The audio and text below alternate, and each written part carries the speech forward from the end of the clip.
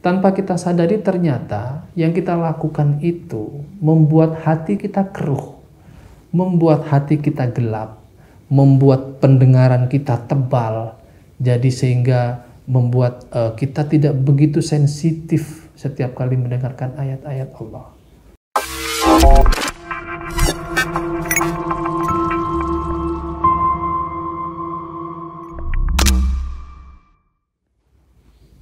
Halo teman-teman, Assalamualaikum warahmatullahi wabarakatuh. Semoga teman-teman tetap sehat, tetap bahagia, tetap semangat untuk melanjutkan eksistensi kehidupannya. Tentu semoga selalu dalam lindungan Allah Subhanahu wa Ta'ala. Amin ya rabbal alamin. Ada kajian menarik lagi teman-teman. Kali ini dari kitab Uyubun Nafs yang ditulis oleh Syekh Abdurrahman As-Sulami. Ya, beliau ini ahli hadis ya.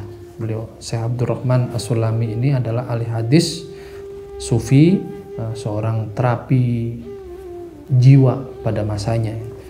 Nah, kitab ini menarik karena membicarakan tentang penyakit-penyakit hati. Tentu ada beberapa solusi atau obat yang beliau tawarkan. Nah,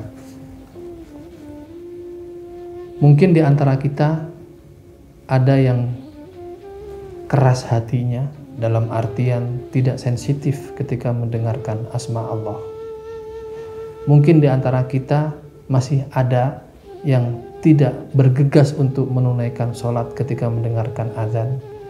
Mungkin di antara kita yang masih cuek, dalam artian tidak peduli, dalam artian Allah itu mah biasa aja setiap kali mendengarkan ayat-ayat Allah dikumandangkan. Nah, kata Syekh Abdurrahman As-Sulami, salah satu penyebab ketika ada manusia yang keras hatinya yaitu suka membicarakan aib orang lain. Nah, semoga kita bisa mengurangi kebiasaan-kebiasaan buruk ini.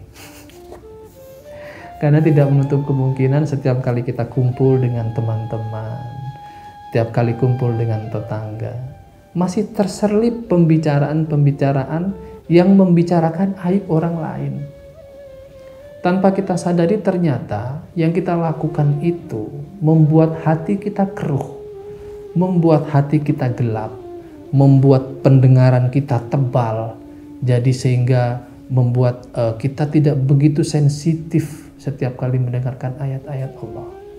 Apakah kita tidak menginginkan seperti kiai-kiai atau ulama-ulama setiap kali mendengarkan ayat Allah, atau setiap kali beliau membaca ayat Allah atau Al-Quran, beliau selalu menangis, bergetar hatinya dan sebagainya.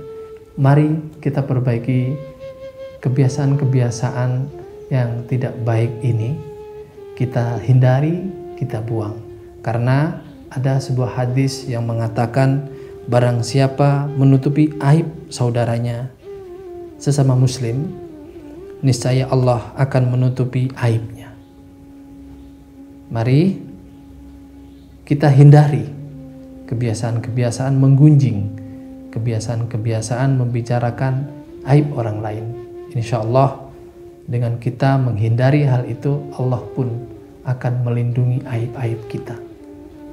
Kita bukanlah orang yang baik, tidak ada kesalahan, bukan.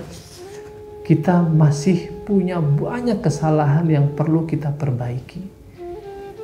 Kita harus menyadari bahwa kita belumlah sebaik hamba-hamba Allah yang soleh lainnya. Oleh karena itu, mari kita perbaiki diri kita. Salah satunya yaitu dengan cara menutupi aib saudara kita. Jangan diumbar, diumum, di publik.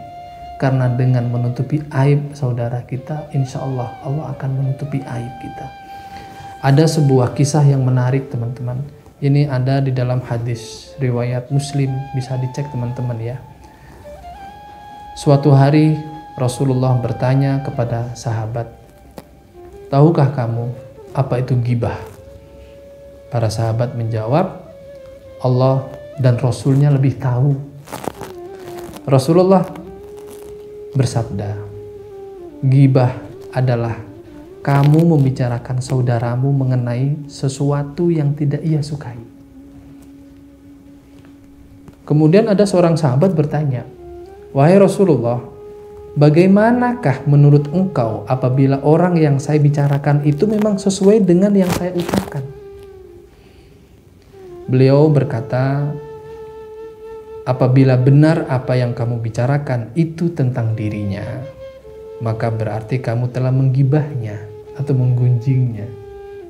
Namun apabila yang kamu bicarakan itu tidak ada padanya, maka berarti kamu telah memfitnahnya atau menuduh tanpa bukti." Nah, dua-duanya tidak ada yang baik antara menggibah dan memfitnah. Naudzubillah min dzalik. Nah, teman-teman, mari kita hindari kebiasaan-kebiasaan buruk yang masih berakar di sekitar kita. Ya, kalaupun ada aib dari teman kita dan kita tanda kutip gatal ingin membicarakannya ke orang lain, sabar. Kita doakan semoga Allah memberikan hidayah kepadanya. Semoga Allah segera mengangkat derajatnya dari aib tersebut. Insya Allah dengan iktikad baik kita menutupi aib saudara kita, kita pun akan ditutupi aibnya oleh Allah Subhanahu wa Ta'ala. Insya Allah dengan iktikad baik kita ini, kita akan menjadi hamba-hamba yang lembut hatinya, yang mudah tersentuh hatinya setiap kali mendengarkan asma Allah dikumandangkan, setiap kali mendengarkan ayat-ayat Allah dibacakan. Bahkan tidak menutup kemungkinan semoga apa yang kita baca dari Al-Quran makin hari makin melembutkan hati kita. Terima kasih teman-teman, semoga bermanfaat. Assalamualaikum warahmatullahi wabarakatuh.